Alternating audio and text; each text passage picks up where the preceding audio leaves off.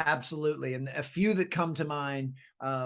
One is the ability to dream big, is the ability to try to step outside of many of the self-imposed limiting beliefs that we as human beings inherently gravitate towards. I mean, I know, speaking from the first person, that's been something I've been challenged with my entire life, is some of these self-imposed limiting beliefs. And when you look at someone, and I know they're polarizing figures, so I'm not saying this to condone anyone, but you look at someone like a Steve Jobs or a Jeff Bezos or an Elon Musk.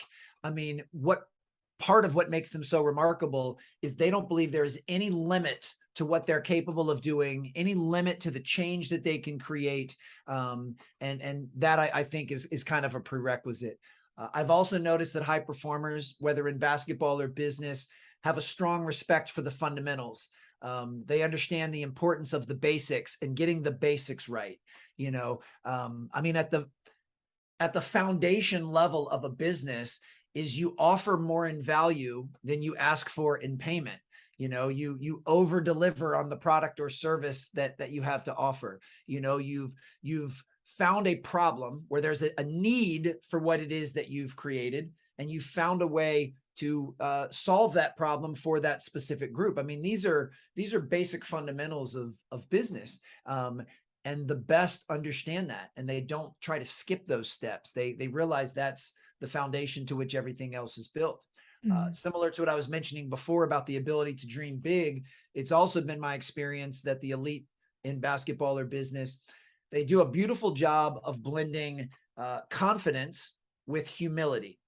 They're very, very confident. Many of them borderline arrogant, because they've put in the work and worked on mastering certain skill sets that have earned that confidence. However, the smart ones brush that with a stroke of humility, which means they're still open to coaching. They're still open to feedback, that no matter how good they get, they still think they can get better. Again, using Jeff Bezos as an example, I mean, Amazon is the biggest company in the world, and he's not resting on his laurels, and he's not resting on what he's already accomplished. He's still trying to grow Amazon even more and to go into different industries where he hasn't been, and literally change the world. So you can only do that if you have a certain level of confidence and humility blended together.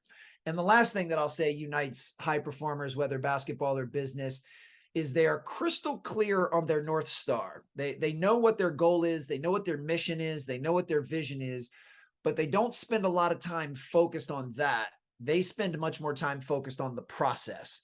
And it's not that outcomes don't matter, and it's not that they don't use them for clarity and direction and for inspiration, but they don't wake up every single day fixated on the outcome. They wake up focused on the process and ultimately asking themselves, what can I do today that gets me a little bit closer to that goal? Or what resource do I need access to? Or what skill set do I need to develop? Or what mindset do I need to acquire in order to get closer to that? So, a perfect example, going back to LeBron James, like many NBA players, his goal is to win an NBA championship.